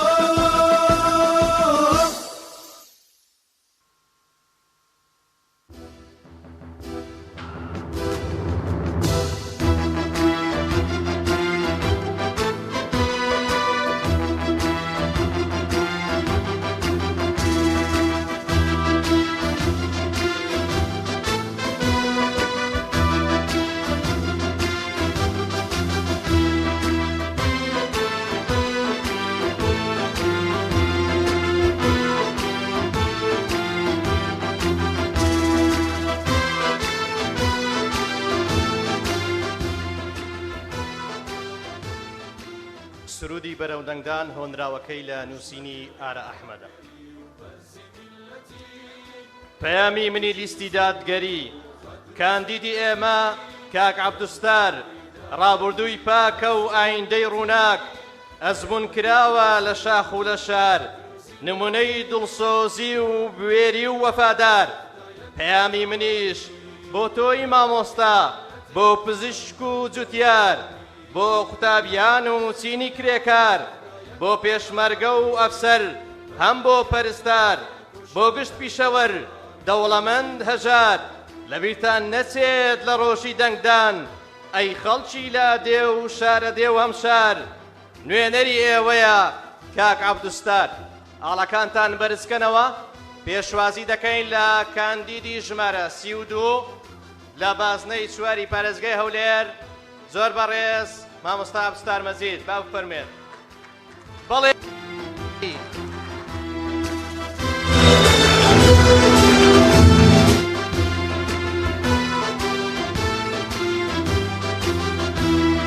بەڵەش خەڵی باوەڕ و ورە و هیواوە ڕێگە دەبڕین و ناگەڕێینەوە دواوە بۆ بەختیاری گەر و بەناوی خوای بەخشندە میهرەبان خەڵک و جەماوەری هەرێمی کوردستان بە تایبەت خەڵکی پایتەختی هەرێمی کوردستان میوانانی بەڕێز و خۆشەویست سەلام و ڕەحمەت و بەرەکەتی خوای گەورە بەسەر هەموو لایەکدا بڕژێ. زۆر خۆشحاڵی کە لێرە لە ئاهەنگی ناساندنی کاندیدەکانی بازنەی 3 و 4 پارێزگای هەولێر بە خزمەتان دەگەین. یاخوا بەخێر بێن سەرچاوانمان. هەڵبژاردن وەرچەرخانێکی گرنگە لە ژیانی تاک و کۆمەلگا بۆ دیاریکردنی نوێنەری متمانە پێکرا و ڕاستیەقینەی خۆیان. ئەم هەڵبژاردنانە هەر 4 ساڵ جارێک دێتە پێش دەرفەتێکی گرنگە بۆ گۆڕانکاری و بۆ وەلانانی ئەو کەس و حیزبانەی کە دڵسۆز و دەستبارگر و هاوکاری دەنگدەرانیان و هاوڵاتیان نەبوون. کاریان نەکردو بۆ ڕەوانەوەی خەم و کێشەکان و گرفتەکانی خەڵک. پێویستە دەنگدەران لەم هەڵبژاردنەدا ئەو کەس و حیزبانە بگۆڕن و دەنگ بدەن بە کەسی شایستە و متمانە پێکراو. ئێمە دەزانین کە خەڵکی بە شێوەیەکی گشتی نیگەرانن، لەلایەن دەسەڵاتەوە بێئومێد کراون. بەڵام دەنگدان و بایکۆتکردنی پرۆسەی هەڵبژاردن بژاردەیەکی خراپە و لە بەرژەوەندی دەسەڵاتە. دەنگدەران دەتوانن بە بەشداریکردنیان لە پرۆسەی دەنگدان سزایان بدەن کە بایکۆت دەکەی و دەنگ نادەی پاداشیان دەکەن. هەندێک جار هەندێک خەڵک دڕدۆنجی دروست دەکەن و دەڵێن هەموو وەک یەکوان، یا دەڵێن ئێوە چیتان کردووە، چیتان پێ دەکرێت. پێم خۆشە وەک وەڵامێک چەند شتێک بۆ ئەم زۆرە کەسانە باس بکەم کە دواتر ئەمە بەڕاستی پێوەرە بۆ کاندید و نوێنەرەکانی کۆمەڵی دادگەری ئەگەر خەڵک متمانیان پێ بدا و پشتیان بگرێ چی دەکەن و چۆن دەکەن. ئێمە بووین بۆ یەکەم جار بازمان لەسەر بەرهەمی هاوردەدانا لە کاتی بەرهەمی خۆمان کە پێدەگا تاج و تیارەکانمان چیزی کەس دەرە نەکەن. ئێمە بووین بۆ یەکەم جار لە حکمڕانی کوردیدا دەرگامان بەڕووی هاوڵاتیاندا کردەوە، وەزارەتمان کردە وەزارەتی خەڵک و هاوڵاتی. ئێمە بووین بۆ یەکەمین جار وەسەر ڕای ئەو هەموو قەیرانەی کە هەبووە 6 بەنداومان لە بەنداوەکان تەواو کرد کە سەرچاوەیەکی گرنگی ژیان و گوزەرانە. ئێمە بووین بۆ یەکەم جار دانانی بەڕێوەبەرەکانمان لە حزبایەتی لە تەعینی حزبایەتی و مەحسوبیەت و مەنسوبەت گۆڕی بۆ سیستەمی چێبرچێ CV لێهاتووی بچن لە وەزارەتی کشتوکاڵ پرسیارکەن کە پێشتر حزب بەڕێوەبەرەکانیش داناوە نەک بەڕێوەبەرە گشتەکان. ئێمە بووین ئەو کاتێک کە کارمان لە وەزارەت دەکرد و تەواو بووین دەستمان لە کار کێشایەوە دوو سیارەی وەزارەتمان ڕادستی حکومەت کردەوە. ئایا لە پێشدا هیچ کەس هیچ سیارێکی ڕادستی حکومەت کردوتەوە؟ ئێمە بووین لەو منحەیە بەردەستمان بۆ 3 ساڵ و 3 مانگ کە 7 ملیۆنی نیو بووە کە دەکات 292 ملیار و 500 هەزار دینار بەم شێوەیە خوارەوە بەسە خەڵک دابەش کردووە. 132 ملیۆن و 545 هەزار دراوە بە خەڵکی هەژار و نەخۆشی هاوڵاتی کە 875 کەس لێی سودمەند بووە.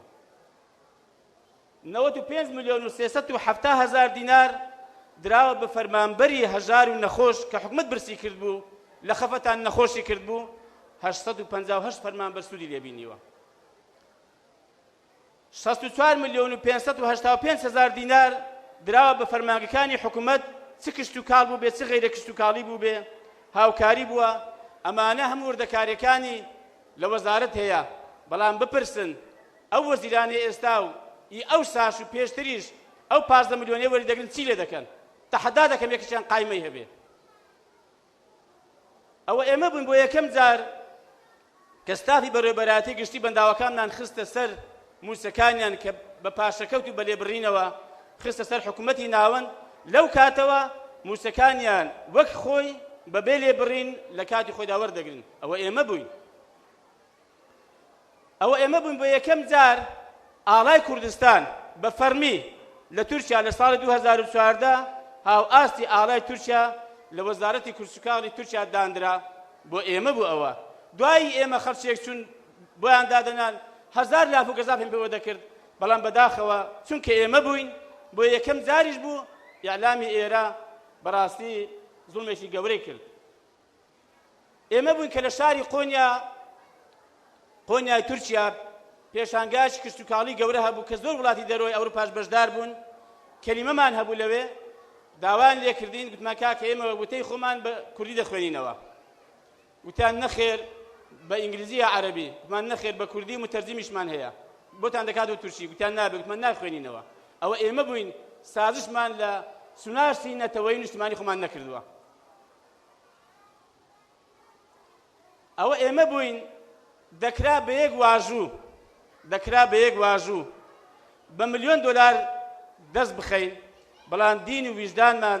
ڕێگەی ئەوەی پێ نەداین کە ئەم کارە بکەین خیانەت لە خەڵک و دەنگدەر و میلەتی خۆمان بکەین وەکو کە بەردەوام ئێستا دەکرێت. بڕۆن تەماشای گەندەڵی وەزارەتەکان کەن، بڕۆن تەماشای گەندەڵی حکومەت کەن. ئەوە ئێمە بووین کە بەرپرسانی حکومەتمان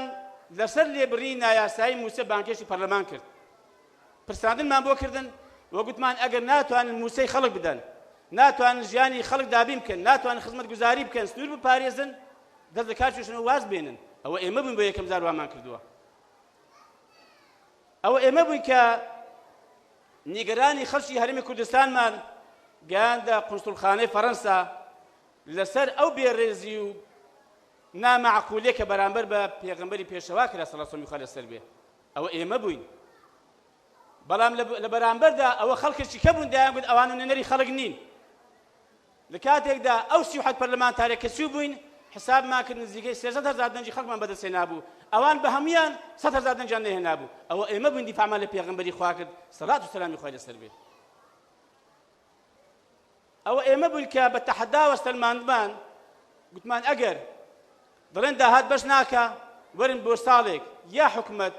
یا داهات ڕادستی ئێمە بکەن ئەگەر داهات بەشی نەکرد ئێمە عوزر دەینەوە داوا لێبوردن لە ئێوە خەڵکیش دەکەین کە ئێوە ڕاست دەکەن ئێمە نەمان پێکاوە ئەوە ئێمە بۆ تەحەدایەمان کرد کە نەیانتوانی وەڵام بدەنەوە کەمە دڵنیاین ئێستاش ئەوەی عراقیش نەینێرێ داهات بەش دەکا بۆ بودجە و بۆ موچەش بەڵام بەداخەوە گەندەڵیش دێرا زۆرە ئەوە ئێمە بووین لە کاتی کەرەنتینەدا بە هاوکاری خێرخوازان و بە خۆشمان تێدا بەشدار بووین هاوکاری هەزاران خێزانی هەژار و کەم دەرامەتمان کرد کە ئەوان ڕێیان نەدەدان کە کەسابەت بکەن هاوکاریشیان نەدەکردن ئەوە ئێمە بووین ئەوە کۆمەڵی دادگەری بوو ئەو نوێنەرەکانی کۆمەڵی دادگەری و سەرکردایەتی کۆمەڵی دادگەری بوو کە خۆبەخشانە دەچێت ناو خەڵک لەگەڵەوەی کە سەرەتای ئەم نەخۆشیە بوو کە خەڵک نەدەبرێت لە ماڵەکانی بێتە دەرێ ئەوە ئێمە بووین لەخوا بەزیاد بێ ئێمە چیمان کردووە ئێمە چی دەکەین ئێمە چیمان پێیە ببینن سەدەهاشتی ئاوا هەیە بە حەقیقەت بەس مەزانی بۆتان باس بکەم هەزارەهاشتی وا هەیە کە کۆمەڵی دادگەری کردوێتی جێگەی شانازی و سەربەرزیە بڕوا بکەن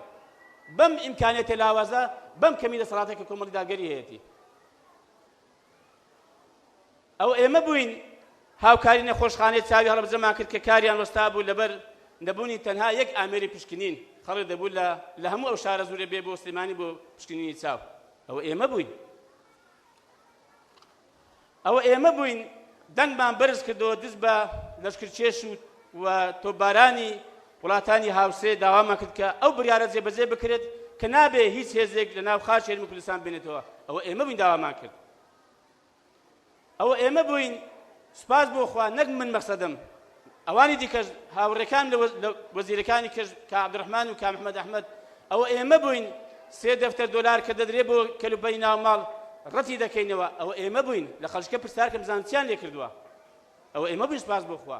حکمڕانی بە ئێمە ناکرێ دەسەڵات بەڕێوەبردن بە ئێمە ناکرێ ئێمە چیمان کردووە بۆیە من داوا لە خەڵک و دەنگدەران دەکەم کەم ئەم هەلە بقۆزنەوە دەرفەت هاتووەتە پێشەوە دەنگ بدەن بە نوێنەی ڕاستەقینی خۆتان بەو کەسانە کە متمانەتان پێیانە بەوانە کە ناکە سزایان داون موچەیان بڕیون و گەندەڵی دەکەن پارەتان دەخۆن ئازادەکانیان بەرتەرسی کردەوە خەڵکی ڕۆژنامەنووس دەگرن خەڵکی دەکوژن کاکە سزایان بدەن دەنگ بەوانە مەدەن دەرفەتە بەڕاستی بەخوا نەچون بۆ دەنگدانیش هەر دەرفەتە بۆ ئەوان کە بمێننەوە دەنجی خۆتان بە نوێنەی ڕاستەقینە بدەن ئەو کەسانەی کە متمانەتان پێیانە کە ناتان فرۆشن کە ناتان گرن کە زوڵمتان لێ ناکەن کە حەقتان ناخۆن و من هیوادارم ئەمانە و سەدەها نەهامەتی دیکە کە بەسەر ئەم میلەتە هێنراوە لەلایەن ئەم دەسەڵاتە گەندەڵ و ستەمکارە لە بیرتان نەچوو بێ لە بیری نەکەن ها دەرفەتە و من داواکارم لە تەواوی دەنگدەران کە بڕۆن بەڕاستی ئەو کارتانە بێننەوە کە 120,000 کارت ئێستا لێرە لە کۆمیسیۆنی هەولێرە بڕۆن بیهێننەوە تا خراپ بەکارە نەهێناوە لە زیاتی ئێوە دەنجیان پێ نەداوە بڕۆن بیان هێننەوە سزایان بدەن دەرفەتە بەڕاستی هەڵە نەبژێرنەوە کاکە خۆتان دەتوان بەدەستی خۆتان ئێستا چێتان بێ هەڵی دەبژێرن پاشان ئێمە لە کۆمەڵی دادگەری 5 کاندیدمان هەیە لە باز نەجیاجیاکانە تەواوی کوردستان کە بەندە یەکێکم لەوانە لە پارێزگاکانی تر 4 کاندیدمان هەیە لێرە مامەستا قومریە بەرزنجی کە کاندیدە بە ژمارە 25 لە بازنەی 3 هەولێر و ئێمە مرواری خانمان هەیە لە بازنەی 2 پارێزگای سلێمانی و ئێمە کاسۆرانمان هەیە لە بازنەی 4 پارێزگای سلێمانی بە ژمارە 33 بە ژمارە 22 مامەستا ئەحمەدی حاجی ڕەشیدمان هەیە لە بازنەی 3 سلێمانی بە ژمارە 25 زۆر کەس بەڕاستی پەیوەندی کردووە ڕەنگە بە ئێوەشی کرد بێ داوا دەکەن دەڵێن کاکە مەحەبەتێکمان هەیە خۆشمان دەوێن کاکە ئەوەی مەحەبەتی ئێمە هەیە خۆشەویستی ئێمە هەیە لەم شوێنانە با دەنگ بەم کاندیدانە بدەن کاکسۆران مامەستا ئەحمەد قومریە خان و مرواری خان ئەوە ژمارەکانشیان دیارە ئێمە هەمیشە هەوڵمان داوە بە هەڵوێست بەکردەوە بیسەلمێنین بەڕاستی بڕوامان بە قسەی بۆش و زیقەزیق نەبووە بڕوامان بەوەی کە هەڵوێستە بێ هەڵوێستیش بەوە نییە ئەم حیزبە بچووکە ئەم حیزبە گەورەیە هەڵوێست بە ژمارە نییە هەڵوێست بە مەردایەتی و شەهامەت و لێبڕان و جورئەتە پێم خۆشە بیزانن جاری وایە لەشکرێک بڕاو کە یەک کەشکاندوی حەز دەکەم بیزان دەستی کردوتەوە و پەنابەردی گرتووە و سەنگەری چۆن نەکردو لەشکر شکاوە ئەوە نییە ئەم حیزبە بچووکانە ئەم حیزبانە گسکەن حیزبی گسکەنیە کاکە هەڵوێست هەیە حیزب هەیە 45 کورسی هەیە 21 هەیە زیاتر هەیە بێ هەڵوێستە چیانی بە کورسی نییە کاژم حەز دەکەم بیزان بە هەڵوێستە بۆیە ئێمە بەڕاستی بە هەڵوێست سەرماندومانە بەکردەوە سەرماندومانە و هەمیشە لەگەڵ ئەوەشین بە حەقیقەت ئێمە بە شێوەیەکی ڕێکوپێک بتوانین خزمەتێکی شایستە بە خەڵک بکەین ئێمە کەمێکمان باس کرد و لە خۆشمان ڕازی نین زۆر خزمەتیکە هەیە پێویستە بکرێ زۆر کاری گەورەتر هەیە پێویستە بکرێ بەڵام ئەوەندە دەرفەتمان بووە ئەگەر خەڵک دەیەوێ خزمەتی زیاتر بکرێ کاری باشتر بکرێ هەڵوێستی گەورەتر بنوێنرێ با پشتیوانی پشگیریمان بکەن پشتیوان بەخوا یەک دەنگمان بدەنێ بەقەدر دە دەنگ دیفاعان لێ دەکەین پشتیوان بەخۆرا 5 کاندید هەڵبژێرن بەقەدر 50 کاندیدی دیکە دیفاع دەکەین و بەرگری دەکەین و داکۆشی دەکەن لەسەر مافەکانتان خوای گەورە هەموو لایەکمان مۆفەق بکە و سەرفرازمان کە خوایە چی بۆ خۆت پێت خۆشە چی لەسەر ڕێو شوێنی پێغەمبەری پێشەوایە سەڵات و سەلام لەسەر بێ ئەوەمان پێ ببەخشی و کارمان بۆ ئاسان بکەی و تێیدا بە ئەنجام بگەین وصلى الله على النبي الأمي محمد وعلى آله وصحبه وسلم والسلام عليكم ورحمة الله وبركاته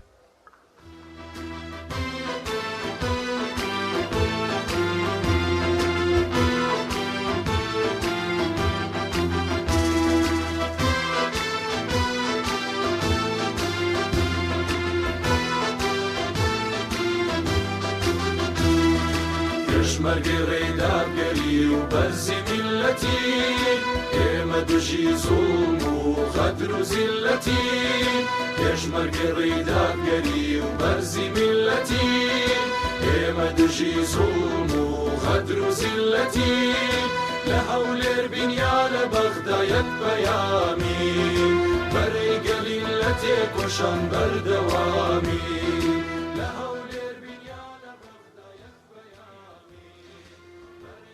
کۆتا بڕگەمان پەخشانە شعرێک دەبێت لەلایەن مامۆستا ئەیوب عەنەبیەوە پێشکەش دەکرێت با بفەرمێت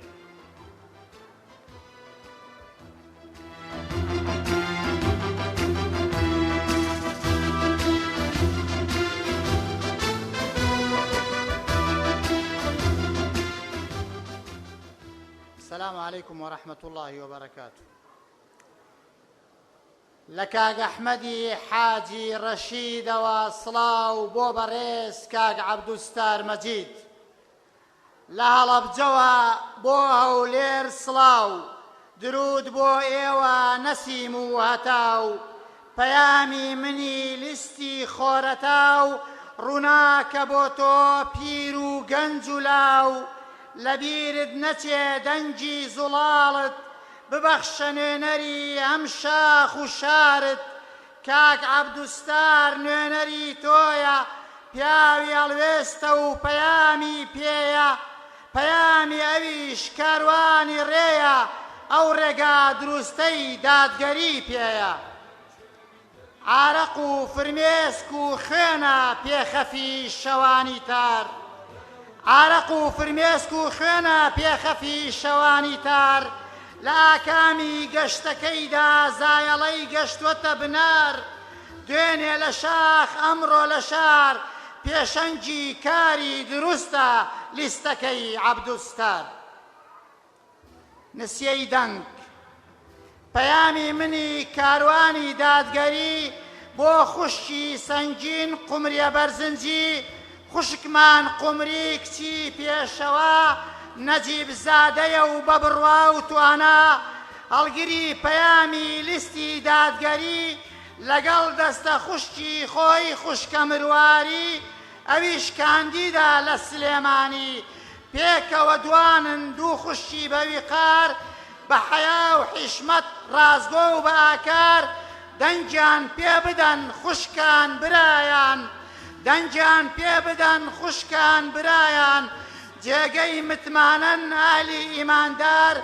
مێژویان ڕۆنە مێژویان ڕوونە دژی گەندەڵن مەرهەمی زام و برینی گەلن ئەمان دوو خوشکن لەگەڵ سێبرا کاک عەبدوستار ڕازگۆ و بەوەفا مامۆستا ئەحمەد ئەزمون کراوە نوێنەری بەتوانە لە بتوێن پشدەر نوێنەری بوێر و پشتگیری مەزلومان کاک سۆران عومەر ئەمانە نمونەی خەرمانی دادگەری پێنج پایەی جوانی نمای ئیسلامی وەسەلام عەلەیکم.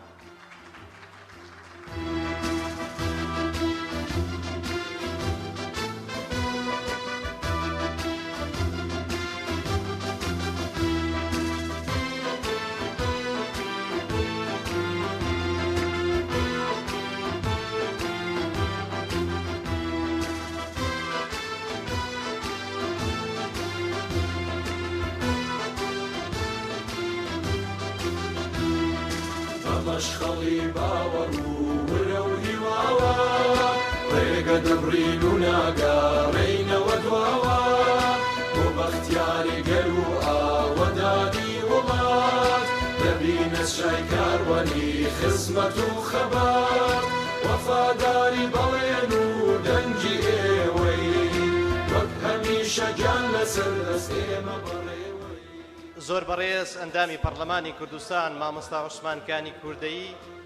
یەک وتەی کورتی هەیە دەفەرموێت.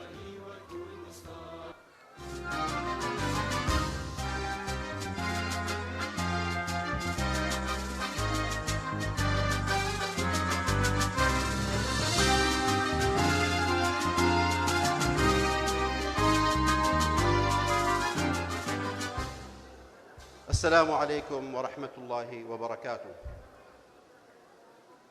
وێڕای بەخێرهاتنێکی گەرم و دەستخۆشێکی زۆر بۆ هەموو ئامادەبووان. من تەنها وەکو مامۆستایەکی ئاینی دوورخراوە لە مینبەر پەیامێکم پێیە بۆ ڕۆژانە ئەو پەیوەندیە تەلەفۆنیانەی کە بۆم دێن و فریایان ناکەوم وەڵامیان دەمەوە وعدم داوە کە ئەو ئەمانەتەی لامە بیگەێنم. سوپاسی ئەو بەڕێزانان دەکەم کە دەرفەتیان دەم دوو خولەک قسەتان لە خزمەتدا بکەم. سوپاس بۆ خوا بەهۆی دەرچوونمان لە هەموو کۆسپ و تەگەرەکانی بەرڕێمان بەوەی کەوا چۆکمان پێدا بدەن. سوپاس بۆ خوا بە پشتیوانی ئێوە ماینەوە ئەلحەمدولیلا. ڕۆژانە خەڵکی دیندار و خەڵکی موسڵمان و خەڵکی دەست بە دەست نوێش دەڵێ مامۆستا نازانین دەنگ بە کێ بدەین. ئەرێ مامۆستا بچین، ئەرێ مامۆستا هەموویان وەکو یەکن، ئەرێ مامۆستا چیان کردووە.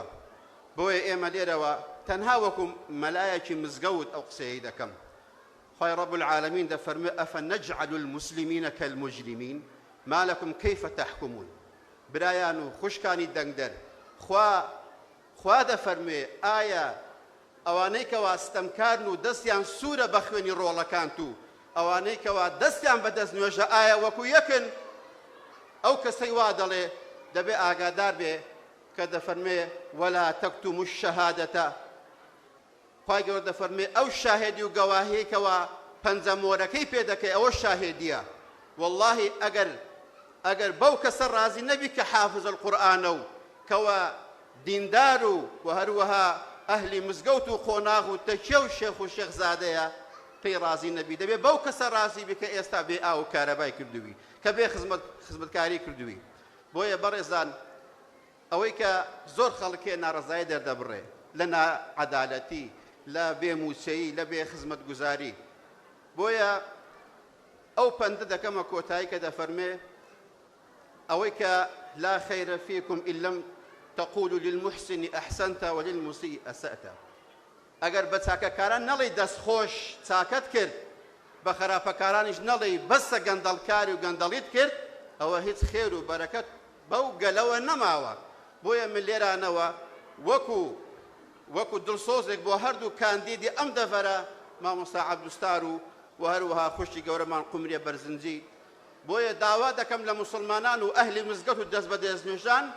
دەنگیان پێ بدەن نەک بۆ دنیایان وەڵڵاهی بۆ قیامەتیان سەربەرزی و شاهێدیە. وەڵڵاهی زەخیرەیە لەبەر ئەوەی کەسێکەوە حافظ القورئان بێ و کەسێکەوە شێخ و مەلازادە بێ وەڵڵاهی کەلیمەیەک ناڵێکە لە دژی ئەم دینە بێ. بۆیە بەڕێزان ئەو خولەکەش ماوە بۆتان باس دەکەم وەکو شاهێدیەک لەسەرمە ئەو برابەرە زەمان کاک عەبدوستار لە ساڵی 2016ەوە کەوە ئەمری دوورخستنەوەمان دەرچوو لە وەزارەتی ئەوقاف و کاروباری ئاینیەوە لەبەر ئەوەی کەوا پابەندی ڕێنماییەکان نەبووین حتمەن پابەند بووین بەڵام بە پێوەری وان پابەند نەبووین بڕیارێکی سیاسیان دەرکردکەوە نابێ مەلا عوسمان خوتبە بخوێنێتەوە منیش سەبەبەکەم پرسیار کرد گوتیان لەبەر ئەوەی پابەندی ئەو ناونیشانانە نەبووی کە وەزارەتی ئەوقاف بۆ مەلایەکانی ناردووە من گوتم پابەندی ئەو بڕیارانە نابم کە کاتێک خەڵک شین و ڕۆڕۆی بێ بچم جێژنە و نەورۆزیان لێ پیرۆز بکەم پابەندی نابم لەو کاتەدا بڕیار دەرچوو گوتیان تازە نابێ مەلا عوسمان خوتبە بخوێننەوە ئەو کات بەڕێز کاک عەبدوستار مەجید وەزیری کشت و کاڵ و سەرچاوەکانی ئاو لە کوردستان پەیوەندیمان پێوە کرد لەوەی کەوا شتێکی وا هەیە فەرمووی بەشدار دەبوون وەکو مامۆستایەک وەکو مەلایەک وەکو کەسێکی داعی و خزمەتکاری ئەو ئیسلامە هەستا پەیوەندی بەلایەنی پەیوەندیدارەوە کرد و هۆکارەکەی پێگوتووە لەبەرەوەی مەلا عوسمان پابەند نییە ئەو وتوی پابەندی دەکەم بەو عنوانەکەی ئەوەدا تەناوە وتی تازە پابەندیش بێ نابێ ئەو کوڕە هەر خوتبە بخوێنێتەوە بەڕێز عەبدوستار مەجید ئەو کات تەحەدای کرد لەگەڵ حکوومەتی ئەو کات گوتی ئەگەر بێت و عوسمان عەلی لە مزگەوتی جۆری قورئان خوێن و پێشنیۆژی وتار خوێن خوتبە نەخوێنێتەوە وەڵڵاهی عەبدوستار مەجید دێخوێنێتەوە بە تەحەدای هەمووتانەوە ئەوە بەڕاستی بۆ ئێمە پشتیوانی بوو بۆ زانایان پشتیوانی بوو بۆیە ئەوڕۆ مامۆستایانی ئاینی دەبێ لەگەڵ ئەو کەسە هاوکار بن پشتیوان بن بە دوعای خێر و بەدەنگەکانیان بۆی کەوە ئەو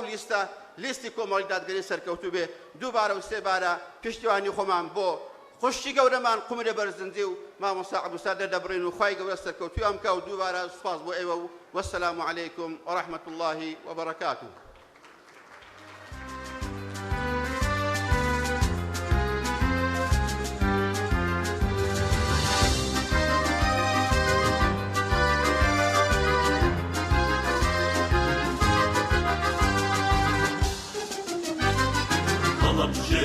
هەڵەبژێرین هەڵەبژێرین کە خەمخۆری هەژارانە هەڵەبژێرین هەڵەبژێرین هەڵەبژێرین ڕێز لە ئامادەبوونتان دەگرین سوپاسان دەکەین کە لەگەڵمان بوون بۆ سەرخستنی لیستی کۆمەڵی دادگەری سوپاسی تایبەتی تۆڕی میدیایی کۆمەڵ بە تایبەت کەناڵی ئاسمانی پەیام دەکەین کە سەرکەوتوانە ڕاستەوخۆ ئاهەنگەکەی گواستەوە زۆر بەخێر بێن زۆر سوپاس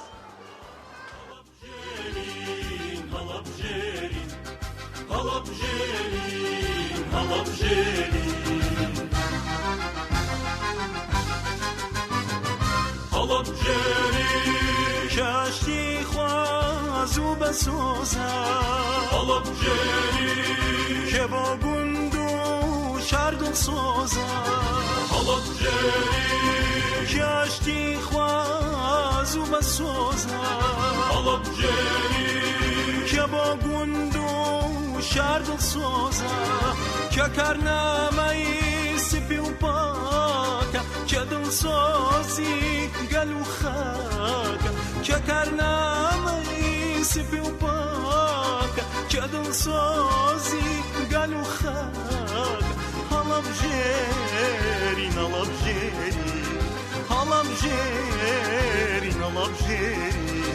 هەڵەبژێرین هەڵەبژێرین هەڵەبژێرین کە خەمخۆری هەژارانە هەڵەبژێرین هەڵەبژێرین هەڵەبژێرین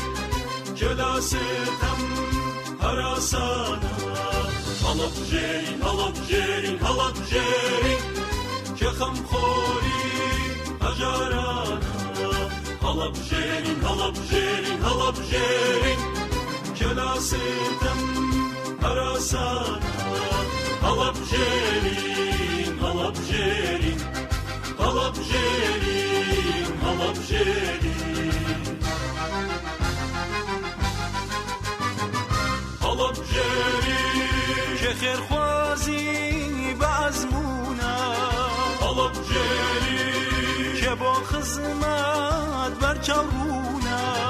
هەڵەبژێرین کە خێرخوازی بەعەزمونە هەڵەبژێرین کە بۆ خزمەت بەرچاوڕوونە کە ترسی خودای لە دڵایە کە بۆ هەمووان وەک برایە